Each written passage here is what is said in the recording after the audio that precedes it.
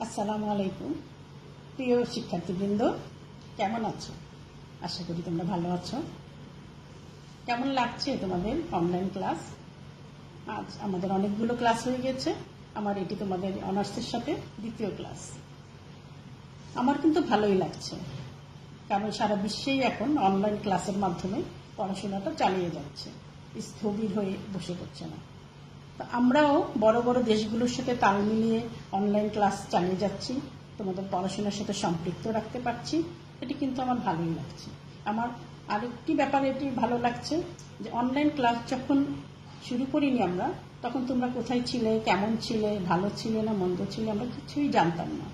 কিন্তু এখন ক্লাসের মাধ্যমে হলেও আমরা কিন্তু তোমাদের খোঁজখবর নিতে পারছি, তোমরা ভালো আছো না কেমন আছো সেগুলো জানতে পারছি। তোমাদের সাথে একটি যোগসূত্র হচ্ছে আমাদের। এই কারণে আমার অনলাইন ক্লাসটি ভালো লাগছে। আজকে আমি পার্ট 3 বা 3rd ইয়ারের একটি ক্লাস নেব। ক্লাসের পরে আমি কোভিড-19 সম্পর্কে কিছু কথা বলবো। তোমরা অন্য ক্লাসের ছেলেমেয়েরা যদি থাকতে চাও থাকতে পারো। 3rd ইয়ারে তোমাদের এক্সপ্রেশন একটি শব্দ আছে, চ্যাপ্টার আছে। ওই এক্সপ্রেশন চ্যাপ্টারটি থেকে আমি ইউরিন ফর্মেশন তোমাদের শেখাবো। কিন্তু প্রিয় শিক্ষার্থীবৃন্দ, ইউরিন ফর্মেশন তোমাদের সিলেবাসে আছে, কিন্তু তোমাদের কিন্তু বৃক্ক বা নেফ্রনের গঠন নেই। কিন্তু ইউরিন ফর্মেশন করতে গেলে আমাদের একটু পিছনে নেফ্রনের গঠনটিও দেখে নিতে হবে, না হলে এটি একটি জটিল প্রক্রিয়া, তোমরা ইউরিন ফর্মেশনটা ঠিকমতো বুঝতে পারবে না। তাহলে শিক্ষার্থীবৃন্দ চলো আমরা একটি ছোট্ট ভিডিও ক্লিপের মাধ্যমে একটু তোমাদের হালকা করে বুঝিয়ে দেই নেফ্রনের গঠন কি। আমাদের শরীরে নানা রকম বিপাকীয় কার্যক্রম সর্বক্ষণ চলতে থাকে। বিপাকীয় কার্যক্রমের ফলে নাইট্রোজেন গঠিত যে বর্জ্য পদার্থগুলি বের হয়, সেগুলো আমরা কিডনি বা বৃক্কের মাধ্যমে বের করে দিই।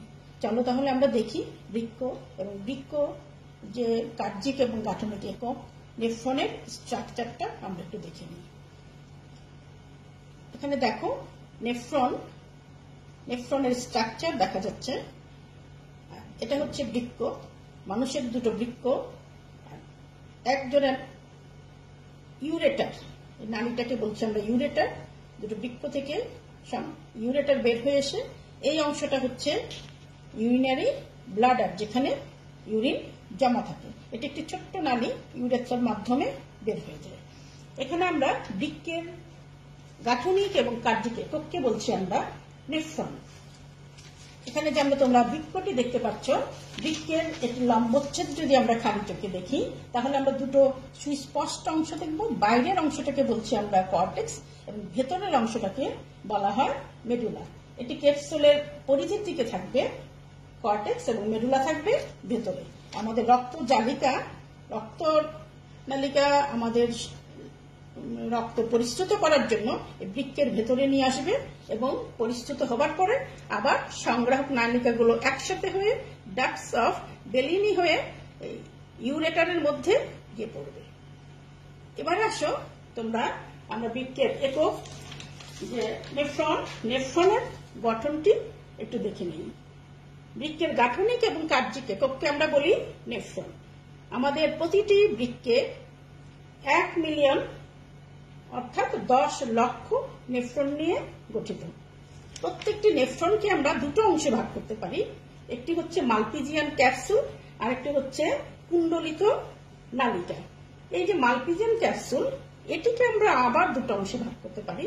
এটা হচ্ছে বাউম্যান্স ক্যাপসুল এবং গ্লুমেরুলাস। বাউম্যান্স ক্যাপসুল হচ্ছে দুটো এপিথেলিয়াল কোষ দ্বারা নির্মিত একটি কাপ শেপের মতো অংশ। এই অংশটাকে এখানে একটি লেয়ার, এখানে একটি লেয়ার, এই দুটো অংশ নিয়ে একটি বদ্ধ কাপ শেপ অংশটাকে বলছি আমরা মালপিজিয়ান বাউম্যান্স ক্যাপসুল। বাউম্যান্স ক্যাপসুলের ভেতরে যে রক্ত জালিকা একটি গুচ্ছ থাকে, সেটাকে আমরা বলছি গ্লুমেরুলাস।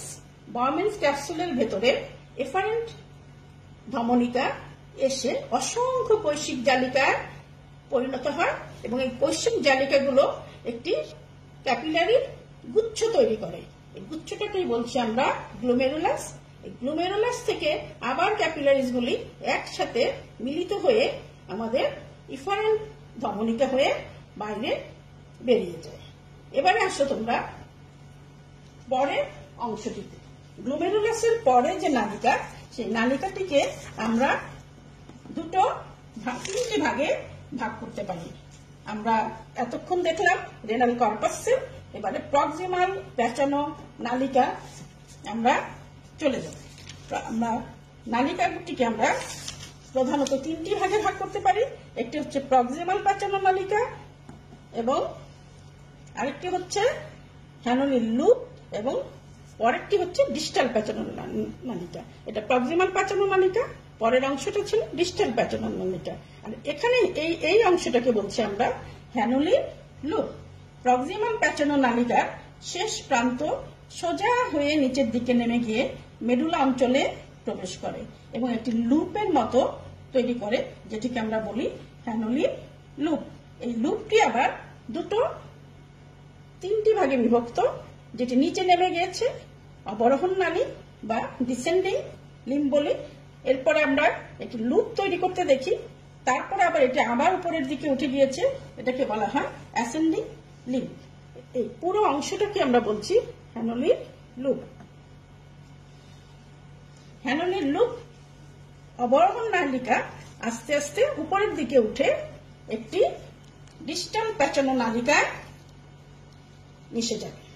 আমাদের ইউরিন যখন ফর্মেশন হবে তখন এই হ্যানোলির লুপ হয়ে ডিস্টাল প্যাচানো নালিকা, এটাকে আমরা বলছি ডিস্টাল প্যাচানো নালিকা। ডিস্টাল প্যাচানো নালিকা হচ্ছে হ্যানোলির লুপের আরোহণ বাহু পরবর্তী 5 মিলিমিটার দীর্ঘ একটি প্যাচানো নালিকা। এটি কর্টেক্সে অবস্থান করে। এই নালিকার প্রান্তীয় অংশকে সংযোজক নালিকা বলে, যেটি আরেকটি নালিকার মধ্যে, এখানে দেখো সোজা নালিকা, এই নালিকাটাকে আমরা বলছি সংগ্রাহক নালিকা। এই ডিস্টাল প্যাচানো নালিকাটা গিয়ে সংগ্রাহক নালিকার মধ্যে মিশে যায়। অর্থাৎ আমাদের যখন ইউরিন ফর্মেশন হবে তখন এই ডিস্টাল প্যাচানো নালিকা থেকে সংগ্রাহক নালিকায় ইউরিনটা কালেক্ট হবে। এই হচ্ছে আমাদের নেফ্রনের গঠন। আমাদের উদরীয় ধমনী থেকে উৎপন্ন বৃক্কীয় ধমনী বৃক্কে রক্ত সরবরাহ করে। বৃক্কে প্রবেশের পর বৃক্কীয় ধমনী অসংখ্য ক্ষুদ্র এফারেন্ট আর্টারিওলে বিভক্ত হয়। এগুলো পুনরায় বিভক্ত হয়ে ক্যাপিলারি গঠন পর্যন্ত গ্লোমেরুলাসে প্রবেশ করে। এটা আমি আগেও বলেছি, এখনো বলছি। ক্যাপিলারি সমূহ আবার মিলিত হয়ে ইফারেন্ট আর্টারিওল গঠন করে। উৎপন্ন ইফারেন্ট আর্টারিওল নেফ্রনের নিকটবর্তী কুণ্ডলিত নালিকা হ্যানোলির লুপ ও দূরবর্তী কুণ্ডলিত নালিকা ঘিরে অবস্থিত পেরিটিউবুলার ক্যাপিলারিতে মুক্ত হয়। এই ক্যাপিলারি সূক্ষ্ম শিরায় মিলিত হয়। পরিশেষে সূক্ষ্ম শিরা সমূহ মিলিত হয়ে বৃক্কীয় শিরা গঠন করব ইনফেরিও ভ্যানাকাভায় মুক্ত হয়। এই যে তোমরা দেখতে পাচ্ছ, আমি এতক্ষণ যেটা বললাম সেটা হচ্ছে ডার্টি ব্লাড নিয়ে বৃক্কের ভেতরে প্রবেশ করছে। বৃক্কের নেফ্রনে বিভিন্ন কার্যকলাপের ফলে এই ব্লাডটা পরিশোধিত হয়ে যাচ্ছে এবং ক্লিন ব্লাড আবার আমাদের শরীরে ফেরত যাচ্ছে।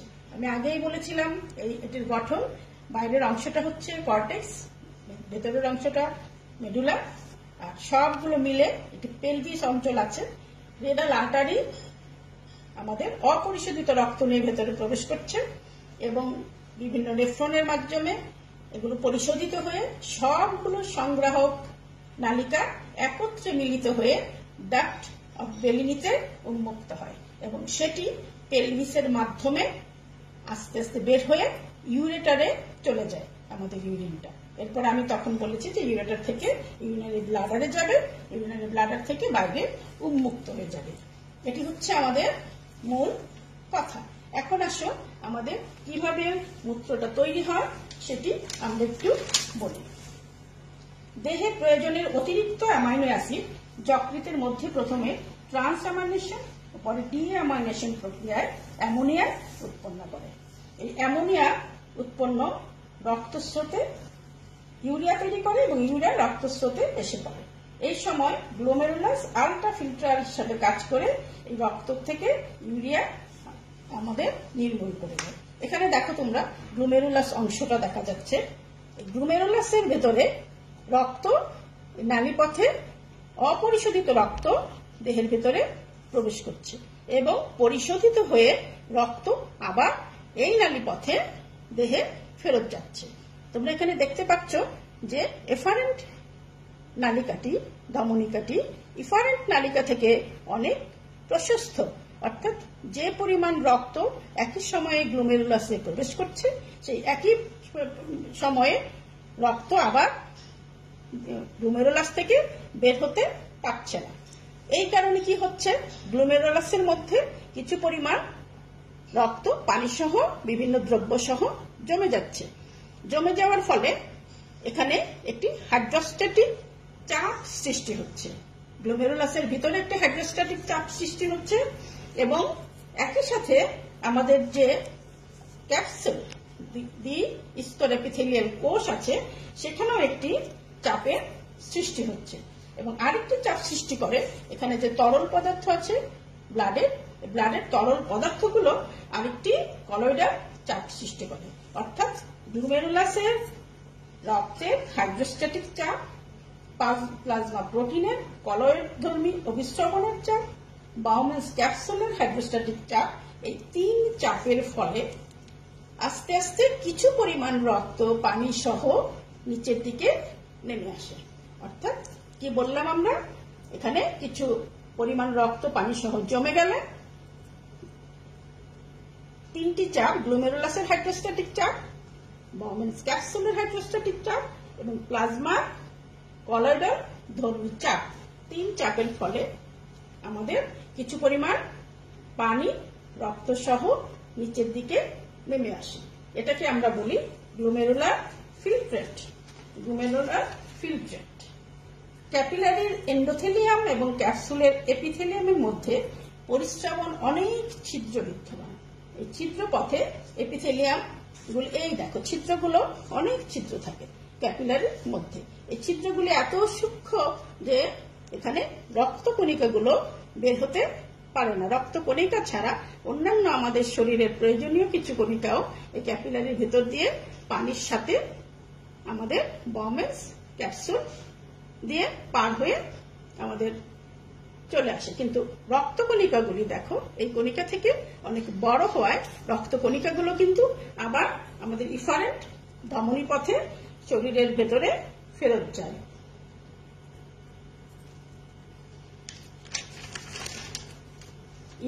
ইউরিয়ার কণিকাগুলো ছোট আকৃতির ফলে এরা চলে আসে, সাথে চলে আসে কিছু সল্ট, গ্লুকোজ এবং পানি। এটাকে আমরা, যেটি আমাদের ফিল্ট্রেট হয়ে আলট্রাফিল্ট্রেশন বলি, আলট্রাফিল্ট্রেশনের পরে যে অংশটুকু এটি পার হয়ে যাবে কনভুলেটেড টিউবুলগুলো। আমরা কি বলেছিলাম, একটি ছিল সিলেক্টিভ রিঅ্যাবজর্পশন হবে এরপরে এই কনভুলেটেড টিউবুলের মধ্যে, অর্থাৎ আমাদের শরীরের যাবতীয় প্রয়োজনীয় পদার্থ যেগুলো নাকি নেমে আসছে। এই ছবিটিতে দেখো, এটি হচ্ছে আমাদের নেফ্রনের নালিকা এবং এটি হচ্ছে ব্লাড ক্যাপিলারি। নেফ্রনের যে কনভুলেটেড টিউবুল আমরা বলেছিলাম যে কনভুলেটেড টিউবুলের পুরোটাই এরকম ব্লাড ক্যাপিলারি গুলো পেঁচিয়ে জড়িয়ে থাকে, যে কারণে আমাদের শরীরে কিছু পানি এবং ইউরিয়া বা নাইট্রোজেনাস ঘটিত বর্জ্য পদার্থ ব্লাড ক্যাপিলারি। নেফ্রনের যে কনভুলেটেড টিউবুল আমরা বলেছিলাম যে কনভুলেটেড টিউবুলের পুরোটাই এরকম ব্লাড ক্যাপিলারি গুলো পেঁচিয়ে জড়িয়ে থাকে, যে কারণে আমাদের শরীরের কিছু পানি এবং ইউরিয়া বা নাইট্রোজেনাস ঘটিত বর্জ্য পদার্থগুলো নেফ্রনে থেকে যায়। আর শরীরের জন্য জরুরি যদি কিছু রক্ত কণিকাও চলে আসে, সেটি প্রোটিন, বিভিন্ন ওয়াটার, সল্ট, গ্লুকোজ, আমাদের শরীরের প্রয়োজনীয় পদার্থগুলো সবই আবার ব্লাড ক্যাপিলারিতে ফেরত যায়। এটিকে আমরা বলি সিলেক্টিভ রিঅ্যাবজর্পশন। সিলেক্টিভ রিঅ্যাবজর্পশন, এই রিঅ্যাবজর্পশনে আমরা প্রোটিনকে দেখি রিঅ্যাবজর্পশন হতে বিভিন্ন এপিথেলিয়াম কোষ দিয়ে পিনোসাইটোসিস প্রক্রিয়ায়।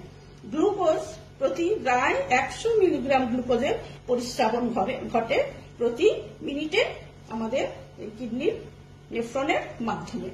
পানি পরিশ্রুত হয় প্রতিদিন 170 লিটার পানি মধ্যে 168.5 লিটার পানি বৃক্ক নালিকা দিয়ে আবার ব্লাডে ফিরে যায়। শুধু 1.5 লিটার পানি আমরা নেফ্রনের মাধ্যমে, আমাদের এক্সক্রেশনের মাধ্যমে আমরা শরীরের বাইরে প্রতিদিন বের করে দিই। এছাড়া আমাদের সোডিয়াম, ক্লোরাইড, পটাশিয়াম, বিভিন্ন আয়ন, ফসফেট, বাইকার্বনেট, এগুলো আমরা এখানে কিন্তু পুনঃশোষিত হতে দেখি। এই নালিকার মধ্যে এই সমস্ত জিনিসই পুনঃশোষিত হতে থাকবে। এটাকে আমরা বলি সিলেক্টিভ রিঅ্যাবজর্পশন। Selective reabsorption.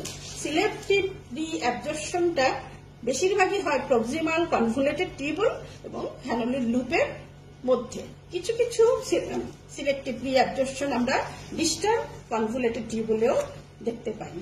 কিছু কিছু sulphate, uric acid, ascorbic acid, beta hydroxy butyrate acid, ketone body, aceto acetic acid, creatine এবং কিছু অ্যামাইনো অ্যাসিড আমরা এই ডিস্টাল কনভলিউটেড টিউবুলের মাধ্যমে অ্যাবজর্ব হতে দেখি। অর্থাৎ এগুলো অ্যাবজর্ব হয়ে, এই জিনিসগুলোকে কিন্তু আমরা অ্যাবজর্ব বলবো না, বারবারই বলবো রিঅ্যাবজর্ব। অর্থাৎ যেগুলো নাকি গ্লোমেরুলাস থেকে আমাদের দেহের প্রয়োজনীয় অংশ চলে আসছিল, সেইগুলো আমরা আবার শরীরে ফেরত পাঠাবো। অর্থাৎ এখন বাকি অংশ, কিছু অংশ আমাদের শরীর থেকে আবার টিউবেল থেকে আবার নেফ্রনে, ইউরিনের মধ্যে ছেড়ে দেবে। ডাইরেক্ট যে ছেড়ে দেওয়া ইয়েটা, সেটাকে আমরা বলি টিউবুলার সিক্রেশন। টিউবুলার সিক্রেশন এই জায়গাটিতে আমরা দেখলে আমরা সুন্দরভাবে বুঝতে পারবো। অর্থাৎ ডার্টি ব্লাড যখন গ্লোমেরুলাসে প্রবেশ করে, গ্লোমেরুলাস তখন গ্লোমেরুলার ফিল্ট্রেটের মাধ্যমে টিউবুলের মধ্যে বিভিন্ন প্রোডাক্ট সহ বের করে দেয়। তখনও কিন্তু আমরা ব্লাডটাকে কমপ্লিট ক্লিন ব্লাড বলছি না, অর্থাৎ এটি হচ্ছে ইনকমপ্লিট ক্লিন ব্লাড। কেন? এখানে ইউরিয়াও কিছু রয়ে গেছে, যেগুলো নাকি আমরা টিউবুলার সিক্রেশনের মাধ্যমে আবার এই নেফ্রনের গায়ে দিয়ে দিব। আর কিছু আমাদের প্রয়োজনীয় পদার্থ আছে, যেগুলো নাকি আমাদের সিলেক্টিভ রিঅ্যাবজর্পশনের মাধ্যমে ব্লাডে ফেরত যাবে। যখন নাকি টিউবুলগুলোতে এই কাজগুলো হয়ে যাবে, অর্থাৎ প্রোটিন, আমরা যে সমস্ত অর্গানগুলোর, দ্রব্যগুলোর কথা তোমাদের বললাম, যেগুলো যখন আবার আমাদের রিঅ্যাবজর্পশন হয়ে যাবে এবং ব্লাড থেকে যখন টিউবুলের মাধ্যমে আবার কিছু ওয়াস্ট প্রোডাক্ট অর্থাৎ ইউরিয়া, ক্রিয়েটিনিন, এগুলো আমাদের ইয়েতে চলে আসবে, এই নেফ্রনের গায়ে চলে আসবে, তখন যে ব্লাডটা আমরা পাবো সেটাকে বলবো একেবারেই ক্লিন ব্লাড। এবং এই ক্লিন, তখন যে এখানে গ্লোমেরুলার ফিল্ট্রেটসটা থাকবে, সেই ফিল্ট্রেটস শুধু ওয়াস্ট প্রোডাক্ট সহ থাকবে। প্রিয় শিক্ষার্থীবৃন্দ, তোমরা তাহলে দেখতে পাচ্ছ ডার্টি ব্লাড নিয়ে গ্লোমেরুলাসের ভিতরে রক্ত প্রবেশ করবে। সেখানে আমরা গঠনে দেখিয়েছি যে অনেক ক্যাপিলারিজ তৈরি হবে। ওই ক্যাপিলারিজ থেকে এটি ফিল্ট্রেট হয়ে আমাদের টিউবুলে পড়ে যাবে। নেফ্রনের টিউবুলে পড়ে যাওয়ার পরে আমাদের শরীরের প্রয়োজনীয় পদার্থগুলো কিন্তু আবার এখান থেকে রিঅ্যাবজর্ব হয়ে ব্লাড সেলে ফিরে যাবে। ব্লাড সেলে রিঅ্যাবজর্ব হয়ে ফিরে যাবে। আর ব্লাড সেল থেকে যে সমস্ত ওয়াস্ট প্রোডাক্ট বাকি থাকলো, সেগুলো আবার এই ফিল্ট্রেটের মধ্যে, গ্লোমেরুলার ফিল্ট্রেট যেটা আমরা বলেছিলাম, পানি সমেত এবং রিটার্ন দ্রব্য সমেত ওয়াটার, সেই ওয়াটারের মধ্যে আবার চলে আসবে। যখন রিঅ্যাবজর্পশন এবং টিউবুলার সিক্রেশন দুটো জিনিসই শেষ হয়ে গেল, তখন আমরা বলবো যে এটি ক্লিন ব্লাড, ব্লাডটি পরিষ্কার হয়ে গেছে। এই ক্লিন ব্লাড আমাদের শরীরে ফেরত যাচ্ছে। এখানে দেখো ওয়াশ প্রোডাক্ট, যেটা শুধু ওয়াশ সহ কিছু পানি, কি কতটুকু পানি বলেছি? 1.5 লিটার পানি প্রতিদিন। 1.5 লিটার পানি নাইট্রোজেন গঠিত বর্জ্য পদার্থ সহ আমরা যে চলে আসবে, সেটাকেই আমরা বলবো ইউরিন বা মূত্র। এই ইউরিন আমাদের টয়লেটে চলে যাবে আর ক্লিন ব্লাড চলে যাবে আমাদের দেহে। আচ্ছা, এখন আমরা এটা সামারি বলি। সামারিটা কি হলো? আমাদের অনিথিন সাইকেলের মাধ্যমে লিভারে আমাদের যে বিভিন্ন বিপাকীয় কার্যকলাপ হচ্ছে, সেখানে আমাদের অ্যামোনিয়া তৈরি হবে লিভারে।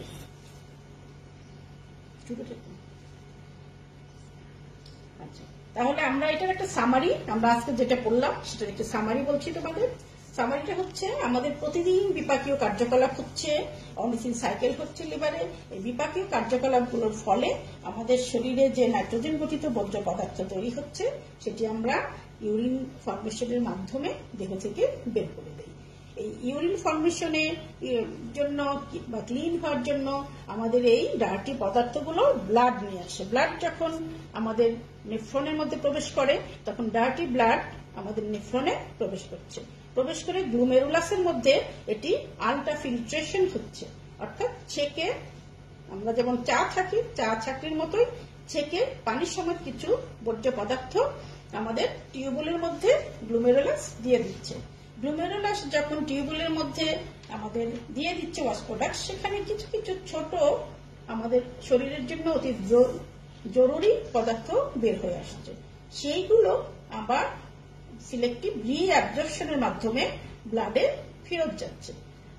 ব্লাডে যে সমস্ত আরো ছোট ছোট বর্জ্য পদার্থ রয়ে গেছে সেগুলো আবার এখানে টিউবুলগুলো ব্লাড থেকে অ্যাবজর্ব করে নিচ্ছে। এই অ্যাবজর্পশনের ফলে রিঅ্যাবজর্পশন এবং সিক্রেশন আমাদের তিনটি মনে রাখতে হবে। তিনটি আমাদের মূল কথা। একটি হচ্ছে আলট্রা ফিল্ট্রেশন, কে করছে? গ্লোমেরুলাস। তারপরে কি হচ্ছে? সিলেক্টিভ রিঅ্যাবজর্পশন হচ্ছে, কারা করছে? টিউবুলগুলো। টিউবুল থেকে ক্যাপিলারিতে চলে যাচ্ছে, আর ক্যাপিলারি থেকে বিভিন্ন বর্জ্য পদার্থ আবার টিউবুলে সিক্রেট হচ্ছে। যখন এই তিনটি অংশই শেষ হয়ে গেল, অর্থাৎ গ্লুমেরুলার ফিল্ট্রেশন শেষ হয়ে গেল, রিঅ্যাবজর্পশন শেষ হয়ে গেল, সিক্রেশন শেষ হয়ে গেল, তখন আমাদের ব্লাডটা একেবারে ক্লিন ব্লাড হয়ে গেল, সেটি দেহে ফেরত গেল এবং এখানে টিউবুলের মধ্যে যেটা রয়ে গেল অনলি ফিল্ট্রেটের মধ্যে পানি আর ওয়াশ প্রোডাক্ট, সেটাকে আমরা বলছি ইউরিন। সেই ইউরিন আমরা ইউরিনারি ব্লাডারে এসে জমা হবে এবং 2/3 ইউরিনারি ব্লাড ইউরিন জমা হলে আমাদের মূত্রত্যাগের চাপ অনুভব করি আমরা এবং এটি বাইরে নির্গত হয় এবং ক্লিন বডি, ক্লিন ব্লাড আমাদের বডিতে ফেরত যায়। এটি হচ্ছে আমাদের মূল কথা। এখন আমরা কি শিখলাম আজকে? তাহলে কি করে আমাদের শরীর থেকে নাইট্রোজেন গঠিত বর্জ্য পদার্থগুলো বের হয়ে যায়। কিভাবে বের হয়ে যায়? গ্লোমেরুলাস থেকে আলট্রা ফিল্ট্রেশনের মাধ্যমে এবং টিউবুল থেকে রিঅ্যাবজর্পশনের মাধ্যমে এবং সিক্রেশনের মাধ্যমে। ইউরিনের সাথে আমাদের নাইট্রোজেনাস গঠিত বর্জ্য পদার্থগুলি দেহ থেকে বের হয়ে যায় এবং সেই সাথে আমাদের ব্লাডকে পিউরিফাই করে দেয় এবং ক্লিন ব্লাড আমরা ফিরে দেয়। আমাদের করোনা সাথে সাথে আমাদের চলতে হবে, কারণ আস্তে আস্তে হয়তো লকডাউনগুলো উঠে যাবে, কিন্তু করোনা কবে যাবে এটি কিন্তু আমরা এখনো জানি না। তাই আমাদের মেনে নিতেই হবে যে হয়তো করোনাকে পাশে নিয়েই আমাদের চলতে হবে। আর তাই আমাদের এখন সবচেয়ে বেশি খেয়াল রাখতে হবে নিজের শরীরের প্রতিরোধ ক্ষমতা বাড়ানোর জন্য। একটু খেয়াল করতে হবে হেলদি লাইফস্টাইলের দিকে। আমরা ছোটবেলায় শুনেছি early to bed early to rise makes a man healthy wealthy and wise, কিন্তু আজকাল এই কথাটি নেই এবং তোমরা কেউই এই কথাটিকে মেনে নিতে পারছো না। দেখা যায় বেশিরভাগ সময়ই আজকালকার ছেলেমেয়েরা অধিক রাতে ঘুমায় এবং অনেক বেলা পর্যন্ত ঘুমিয়ে থাকে। আমাদের সূর্য উঠে, সূর্য আমাদের ঘরের ভারী পর্দায় নক করে চলে যায় মাথার উপরে। আমরা এই সূর্যের আলো নিতে পারি না, কারণ ওই সময় আমাদের গভীর রাত, আমরা তারা অনেক পরে উঠি, যে কারণে আমাদের শরীরে ভিটামিন ডি এর অভাব হয়ে যাচ্ছে এবং ভিটামিন ডি কিন্তু করোনা ভাইরাসকে প্রতিরোধ করতে একটি সক্রিয় উপাদান। এই যে ভিটামিন ডির জন্য আমরা এখন ফার্মেসিতে ঘুরি, কিন্তু সূর্যালোককে নিতে পারি না, কারণ আমরা উঠি ঘুমাই দেরিতে, উঠে দেরিতে। আস্তে আস্তে আমাদের অভ্যাস করতে হবে যাতে আমরা তাড়াতাড়ি ঘুমিয়ে পড়বো এবং সকাল উঠে পড়বো। আমাদের আরেকটি অভ্যাস হচ্ছে আমরা এখন জাঙ্ক ফুডের দিকে একটু বেশি অভ্যস্ত হয়ে যাচ্ছি। আমাদের কিন্তু বর্তমান গবেষণাগুলি কিন্তু বলছে হলুদ, ধনে, আদা, রসুন এই সমস্ত মশলা দিয়ে খাবার রান্নাগুলো আমাদের শরীরের জন্য উপকারী। আমাদের শরীরের ইমিউনোগ্লোবিউলিন যেটা আছে, যেটা আমাদের রোগ প্রতিরোধ করে এবং ভাইরাস ব্যাকটেরিয়া ঢুকলে ওগুলোর সাথে সংগ্রাম করে, সেটি তৈরির জন্য আমাদের কিন্তু নিজেদের এই ভালো সুষম খাবারের দিকে খেয়াল করতে হবে। আমি আবারও বলছি, সুষম খাবারের দিকে খেয়াল করতে হবে, জাঙ্ক ফুড থেকে আমাদের সরে আসতে হবে। আমি এই দুটো জিনিসের প্রতি তোমাদের দৃষ্টি আকর্ষণ করছি যে তোমরা এখন আর্লি ঘুমাবে, কারণ আজকালকার আমি একটি ভিডিও ক্লিপ তোমাদের মেসেঞ্জারে দিয়ে দিব। দেখবে যে আজকালকার গবেষণাও বলছে যে আমাদের আর্টিফিশিয়াল লাইট অর্থাৎ রাতের লাইটগুলো আমাদের শরীরের জন্য অত্যন্ত ক্ষতিকর, এবং ডে লাইট আমাদের শরীরের জন্য অত্যন্ত জরুরি। ভিটামিন ডি আমাদের শরীরে কিলার কোষ তৈরি করবে, যেগুলো ভাইরাসের সাথে যুদ্ধ করবে। সুষম খাবার আমাদের শরীরের রোগ প্রতিরোধ ক্ষমতা বাড়াবে। আমাদের দুশ্চিন্তামুক্ত থাকতে হবে এবং পরিমিত পরিমাণ ঘুমাতে হবে। পরিমিত পরিমাণ ঘুমালেও কিন্তু শরীরের প্রতিরোধ ক্ষমতা বৃদ্ধি পায়। আমাদের শরীরের কোষগুলিকে উজ্জীবিত রাখার জন্য, আমি আবারও বলছি, তোমরা দেখেছ যে পানি আমাদের শরীরের কোষগুলোকে উজ্জীবিত রাখে, সেই সাথে লবণ আমাদের শরীর থেকে কমে গেলে আমাদের শরীরের কোষগুলি নির্জীব হয়ে পড়ে। আমি দেখিয়েছি যে তোমাদের ইউরিন ফর্মেশনের ক্ষেত্রে যে অতিরিক্ত, যাদের নাকি কিডনির রোগ নাই তাদের বেলায় কিন্তু অতিরিক্ত পানি 1.5 গ্লাস বেশি খেলে বা একটু লবণ পানি খেলে অতিরিক্ত পানি, অতিরিক্ত লবণগুলো ইউরিনের সাথে বের হয়ে যায়। তাই কয়েক গ্লাস পানি, কিছু লবণ পানি খেলে আমাদের খুব ক্ষতি হবে না। এটি যদি কাজে লাগবে, অনেকেই বলে যে এত পানি খেয়ে কী হবে, লবণ পানি। কিন্তু আমাদের এই পানি এবং লবণ শরীরকে কিন্তু ক্ষতির দিকে নিয়ে যাচ্ছে না। তা আমরা কিছুদিন অভ্যাস করি, যদি কাজে লেগে যাবে। তাহলে এই জিনিসগুলির দিকে একটু খেয়াল রাখবে। আবারও মনে করছি, আমাদের হাত ধুতে হবে এবং লবণ পানি খেতে হবে। আমরা সবাই মিলে চেষ্টা করি করোনা থেকে বাঁচার, এবং আগের ক্লাসের মতোই আমি আবারও বলছি যে আমরা একা একা পারবো না। I cannot but together we can. I cannot but together we can. ইনশাল্লাহ করোনাকে যুদ্ধে আমরা জয়ী হব। আবার দেখা হবে। আসসালামু আলাইকুম।